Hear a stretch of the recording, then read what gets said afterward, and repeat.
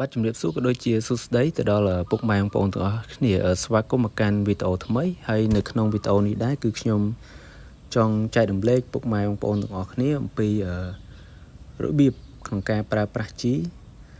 នៅលើដំណាំស្រូវសង្ហែស្រាលពីព្រោះអីខ្ញុំឃើញពុកម៉ែបងប្អូនមួយចំនួនគឺគាត់នៅតែមានចម្ងល់ថាតើយើងគួរបាចជីវគ្គ2នៅលើដំណាំស្រូវសង្ហែស្រាលហ្នឹងគឺនៅអាយុប៉ុន្មានដែលជាពេលវេលាមួយដ៏សមស្របសម្រាប់ដំណាំស្រូវសង្ហែស្រាលនេះហើយវីដេអូមុនក៏ខ្ញុំបានប្រាប់ពុកម៉ែបងប្អូនរួចរាល់ហើយអំពីការប្រើប្រាស់ជីវគ្គ1នៅលើដំណាំស្រូវសង្ហែស្រាលពេលវេលាឬក៏អាយុកាលប៉ុណ្ណាដែលវាល្អសម្រាប់ការបាចវគ្គ1ហើយនៅក្នុងវីដេអូនេះគឺខ្ញុំមកបង្ហាញអំពីការប្រើប្រាស់ជីវគ្គ2នៅលើដំណាំស្រូវសង្ហែស្រាលនេះថាតើពេលវេលាណាដែលវាល្អសម្រាប់ការបាចវគ្គ2នេះជាទូទៅដំណាំស្រូវសង្ហែស្រាលវាមានអាយុកាលខ្លីមែនទែនគឺ2ខែកន្លះឬក៏អាចថាចន្លោះពី80ទៅ85ថ្ងៃ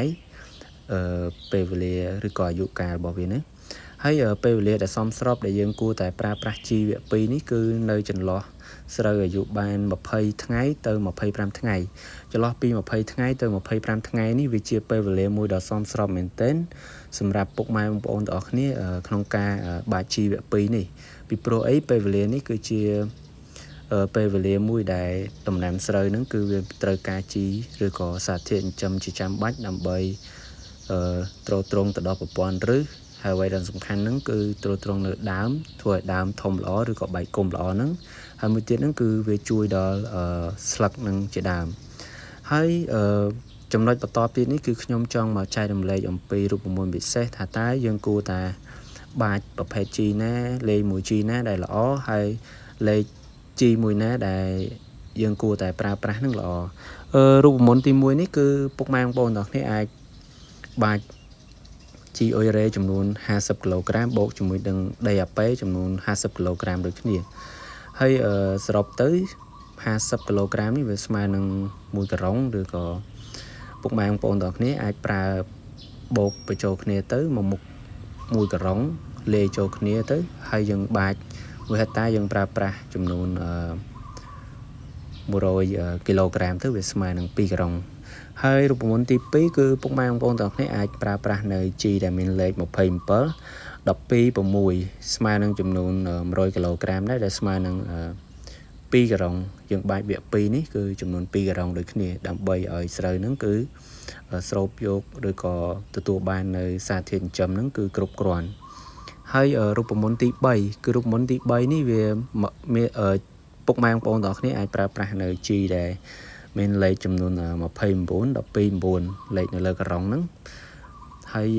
បរិមាណក្នុងការប្រើហ្នឹងគឺយើងប្រើប្រាស់ចំនួន100គីឡូក្រាមដូចគ្នាដែលស្មើនឹង2ការុងហើយទាំង3នេះគឺជា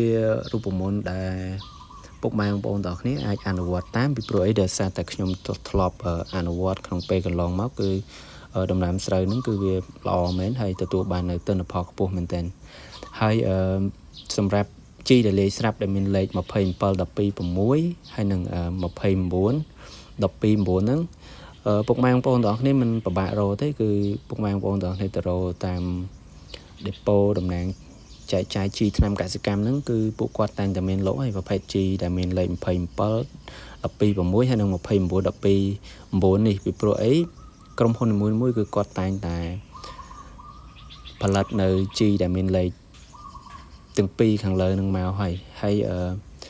ជាចុងក្រោយក៏សូមអរគុណទៅដល់ពុកម៉ែបងប្អូនទាំងគ្នាដែលបានតាមដានវីដេអូរបស់ខ្ញុំតាំងពីដើមរហូតដល់ចប់